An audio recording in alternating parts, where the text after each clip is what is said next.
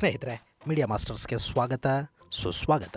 ಗೆಳೆಯರೆ, ಅಮೆರಿಕಾಗೆ Donald Trump ಅಧ್ಯಕ್ಷರಾದ ನಂತರ ಒಂದಾದ ನಂತರ ಒಂದು ವಿವಾದಿತ ಹೇಳಿಕೆಗಳ ಮೂಲಕ ಅವರು ಸುದ್ದಿಯಲ್ಲಿದ್ದಾರೆ. ತಮ್ಮ ಹೇಳಿಕೆಗಳ ಮೂಲಕವೇ ಅವರು ಇಡೀ ಜಗತ್ತನ್ನ ಎಂಗೇಜ್ ಆಗಿಡೋ ಪ್ರಯತ್ನದಲ್ಲೂ ಇದ್ದಾರೆ. ಹಾಗೆ ಟ್ಯಾರಿಫ್ನ ಭಯ ತೋರಿಸಿ ಜಗತ್ತನ್ನ ಕಂಟ್ರೋಲಲ್ಲಿ ಇಟ್ಕೋಬಹುದು ಅಂತ ಅವ್ರು ಅಂದುಕೊಳ್ತಾ ಇದ್ರೆ, ಇದೇ ಟ್ರಂಪ್ ತಮ್ಮ ಹುಚ್ಚಾಟಗಳ ಮೂಲಕ ಅಮೆರಿಕಾನ ಎಲ್ಲಿ ನಾಶ ಮಾಡಿಬಿಡ್ತಾರೋ ಅನ್ನೋ ಭಯ ಕೂಡ ಕೆಲವರನ್ನ ಕಾಡ್ತಾ ಇದೆ. ಇದಕ್ಕೆ ಸರಿಯಾಗಿ ಒಂದಷ್ಟು ಮೀಮ್ಸ್, ಟ್ರೋಲುಗಳು ಶುರುವಾಗಿವೆ. ಗೆಳೆಯರೆ, ನಿಮಗೆ ಗೊತ್ತಲ್ಲ, ಅಮೆರಿಕಾನ ಹಾಳು ಮಾಡ್ತೀನಿ ಅಂತ ಉತ್ತರ ಕೊರಿಯಾದ ಕಿಮ್ ಆಗಾಗ ಹೇಳ್ತಾ ಇರ್ತಾನೆ.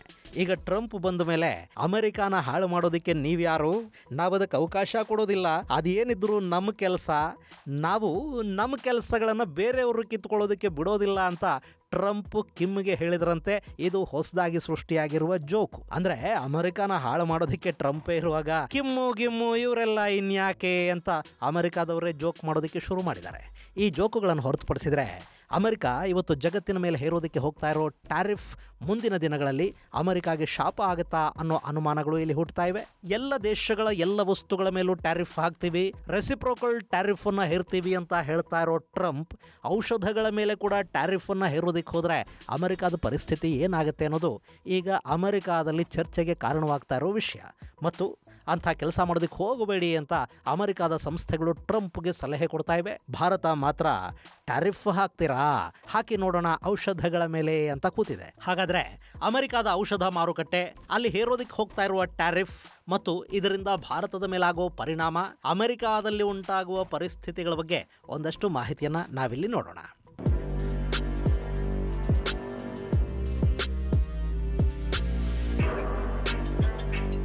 ಗೆಳೆಯರೆ, ಟ್ರಂಪ್ ಅಧಿಕಾರಕ್ಕೆ ಬಂದ ದಿನದಿಂದಲೂ ಬರೀ ವಿವಾದಾತ್ಮಕ ಹೇಳಿಕೆಗಳನ್ನು ಕೊಡ್ತಾ ಇರೋದೇ ಆಯ್ತು. ಯುಕ್ರೇನ್ ಯುದ್ಧವನ್ನ ಅಧಿಕಾರಕ್ಕೆ ಬಂದ ಕೂಡಲೇ ನಿಲ್ಲಿಸಿಬಿಡ್ತೀನಿ ಅಂತ ಟ್ರಂಪ್ ಹೇಳಿದ್ರು.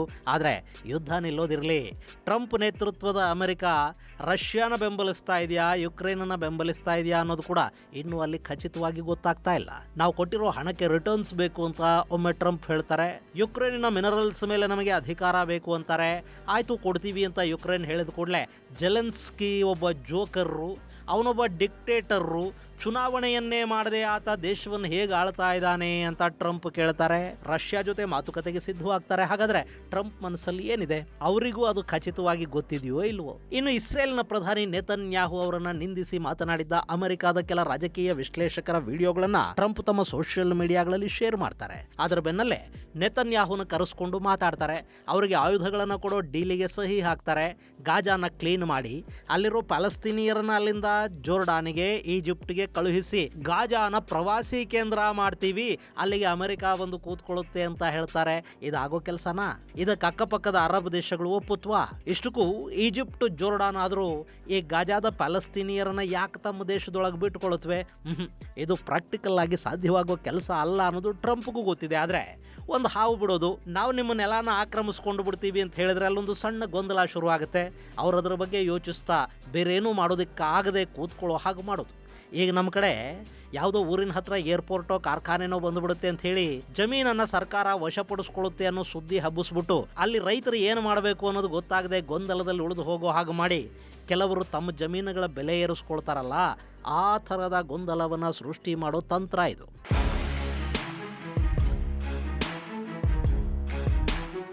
ಇನ್ನು ಈಗ ಟ್ರಂಪ್ ಟ್ಯಾರಿಫ್ ಅಂತ ಇದ್ದಾರೆ.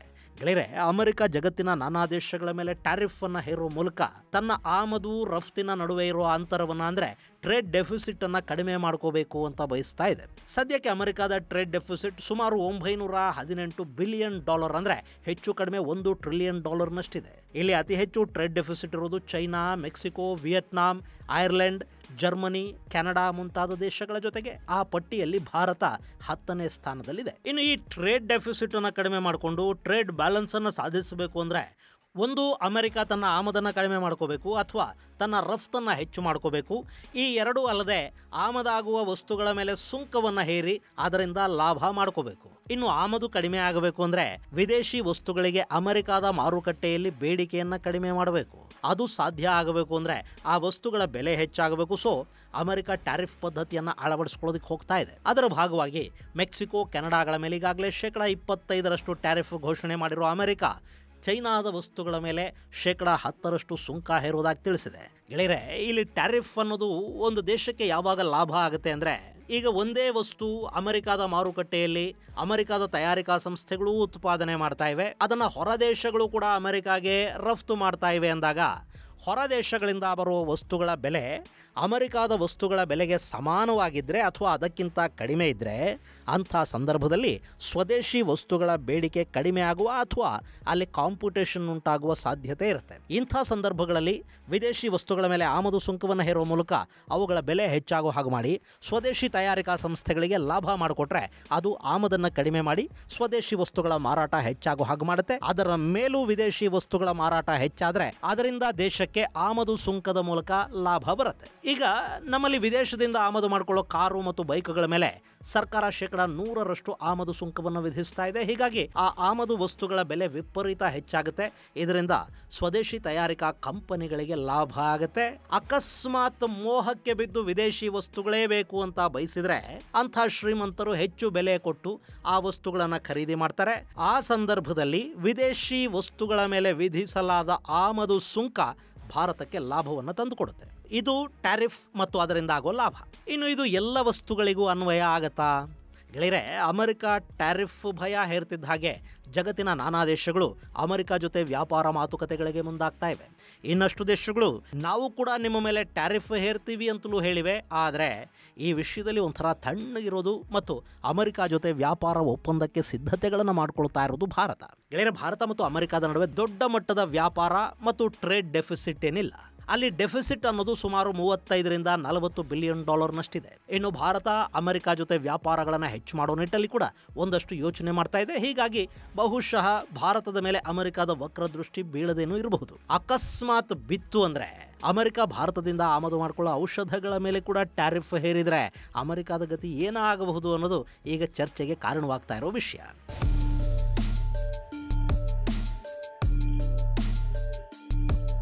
ಗೆಳೆಯರೆ, ಭಾರತ ಅಮೆರಿಕಾಗೆ ಸುಮಾರು 78 ಬಿಲಿಯನ್ ಡಾಲರ್ನಷ್ಟು ವಸ್ತುಗಳನ್ನು ರಫ್ತು ಮಾಡುತ್ತೆ. ಇದರಲ್ಲಿ ಸುಮಾರು 8.7 ಬಿಲಿಯನ್ ಡಾಲರ್ನಷ್ಟು ಔಷಧಗಳು ಭಾರತದಿಂದ ಅಮೆರಿಕಾಗೆ ಹೋಗುತ್ತವೆ. ಭಾರತ ಅಲ್ಲಿ ಕಳುಹಿಸಿಕೊಡೋದು ಜನರಿಕ್ ಔಷಧಗಳನ್ನು. ಅಲ್ಲಿ ಅಮೆರಿಕ ಒಟ್ಟು ಔಷಧಗಳನ್ನೇನು ಆಮದು ಮಾಡಿಕೊಳ್ಳುತ್ತೆ ಅದರಲ್ಲಿ ಭಾರತದ ಪಾಲು 49%. ಅಂದರೆ ಅಮೆರಿಕ ಪ್ರತಿ ವರ್ಷ ಸುಮಾರು $169 ಮಿಲಿಯನ್ ಮೌಲ್ಯದ ಔಷಧವನ್ನು ಆಮದು ಮಾಡಿಕೊಂಡ್ರೆ ಅದರಲ್ಲಿ ಅರ್ಧದಷ್ಟು ಭಾರತದ ಔಷಧಗಳೇ ಇರುತ್ತವೆ ಮತ್ತು ಅದರಲ್ಲಿ ಜನರಿಕ್ ಮೆಡಿಸಿನ್ ಹಾಗೂ API ಪ್ರಮಾಣ ಕೂಡ ಹೆಚ್ಚಿದೆ. ಇನ್ನು ಭಾರತ ಏನು ಔಷಧಗಳನ್ನು ನಾನಾ ದೇಶಗಳಿಗೆ ರಫ್ತು ಮಾಡುತ್ತೆ ಅಂದರೆ ಭಾರತದ ಔಷಧ ಖರೀದಿದಾರರ ಪೈಕಿ ಅಮೆರಿಕದ ಪಾಲು 31%. ಸೊ ಇಲ್ಲಿ ಭಾರತದ ಮಾರುಕಟ್ಟೆ ಅಮೆರಿಕದ ಮೇಲೆ ಹೆಚ್ಚು ಅವಲಂಬಿತವಾಗಿದೆ ಅನ್ನೋದು ಎಷ್ಟು ನಿಜಾನೋ, ಅಮೆರಿಕದಲ್ಲಿ ಆರೋಗ್ಯ ಕ್ಷೇತ್ರ ಅಲ್ಲಿನ ಸಾಮಾನ್ಯರ ಕೈಗೆ ಕೂಡ ಎಟುಕುವ ಹಾಗಾಗಿದೆ ಅಂದರೆ ಅದಕ್ಕೆ ಭಾರತದ ಕೊಡುಗೆ ತುಂಬಾ ದೊಡ್ಡದಿದೆ ಅನ್ನೋದು ಕೂಡ ಅಷ್ಟೇ ಸತ್ಯ.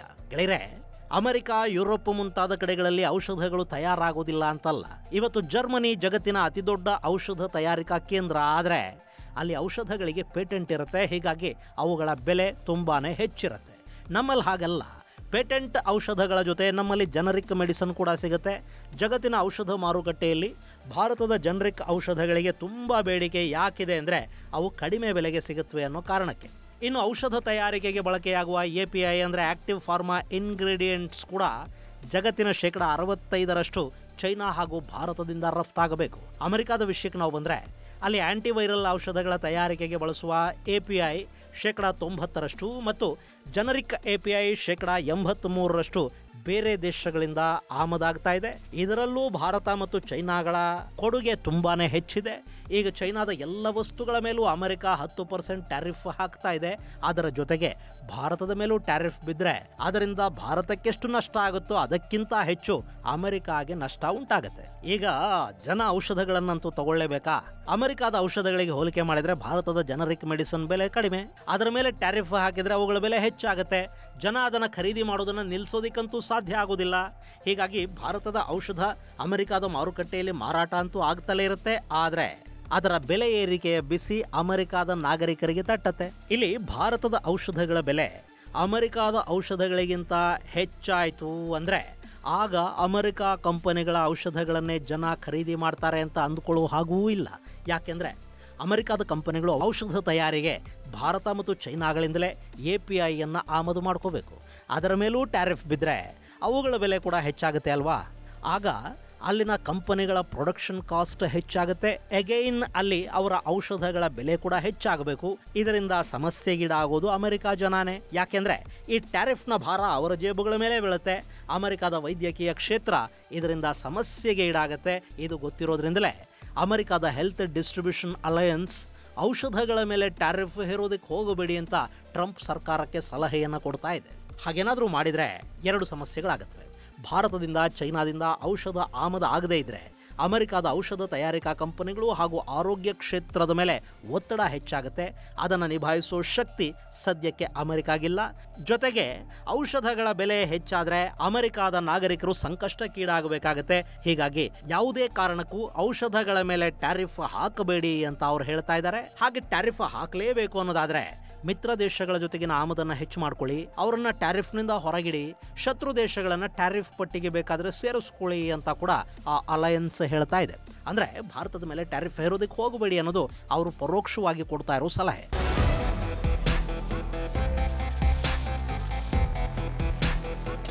ಇನ್ನು ಭಾರತ ಮಾತ್ರ ಈ ವಿಷಯದಲ್ಲಿ ಅಮೆರಿಕದ ನಿಲುವು ಹೇಗಿರುತ್ತೆ ಅನ್ನೋದನ್ನು ಗಮನಿಸ್ತಾ ಇದೆ. ಈಗಾಗಲೇ ಅಮೆರಿಕದ ಟ್ಯಾರಿಫ್ ಘೋಷಣೆ ಆದ ಹಿನ್ನೆಲೆಯಲ್ಲಿ ಭಾರತದ ಒಂದಷ್ಟು ಔಷಧ ತಯಾರಿಕಾ ಕಂಪನಿಗಳ ಷೇರು ಬೆಲೆಯಲ್ಲಿ ಒಂದಷ್ಟು ಕುಸಿತ ಕೂಡ ಕಾಣ್ತಾ ಇದೆ. ಅದು ತಾತ್ಕಾಲಿಕ ಮಾತ್ರ. ಅಮೆರಿಕ ಭಾರತದ ಔಷಧಗಳ ಮೇಲೆ ಟ್ಯಾರಿಫನ್ನು ಹೇರಿದರೆ ಅದರ ನಷ್ಟ ಭಾರತಕ್ಕೆ ಎಷ್ಟಾಗುತ್ತೋ ಅದಕ್ಕಿಂತ ಹೆಚ್ಚು ಅಮೆರಿಕಾಗೆ ಆಗತ್ತೆ. ಗೆಳೆಯರೆ, ಇದೆಲ್ಲ ಗಮನಿಸಿನೇ ಅಮೆರಿಕಾನ ಹಾಳು ಮಾಡೋದಕ್ಕೆ ನಾವು ಬೇರೆಯವರಿಗೆ ಬಿಡೋದಿಲ್ಲ, ಅದು ನಮ್ಮ ಕೆಲಸ ಅಂತ ಟ್ರಂಪ್ ಹೇಳ್ತಿದ್ದಾರೆ ಅನ್ನೋ ಥರದ ಜೋಕುಗಳು, ಮೀಮ್ಸು, ಕಾರ್ಟೂನುಗಳು ಟ್ರಂಪ್ ವಿಷಯದಲ್ಲಿ ವಿಪರೀತವಾಗಿ ಹರಿದಾಡ್ತಾ ಇರೋದು. ಇದು ಗೆಳೆಯರೆ ಅಮೆರಿಕ, ಟ್ರಂಪ್, ಟ್ಯಾರಿಫ್ ಹಾಗೂ ಭಾರತದ ಔಷಧಗಳಿಗೆ ಸಂಬಂಧಪಟ್ಟ ಒಂದಷ್ಟು ಮಾಹಿತಿ. ಮುಂದಿನ ಸಂಚಿಕೆಯಲ್ಲಿ ಮತ್ತಷ್ಟು ವಿಶೇಷಗಳ ಜೊತೆ ಮತ್ತೆ ಭೇಟಿಯಾಗೋಣ. ಅಲ್ಲಿವರೆಗೆ ಜೈ ಹಿಂದ್, ಜೈ ಕರ್ನಾಟಕ.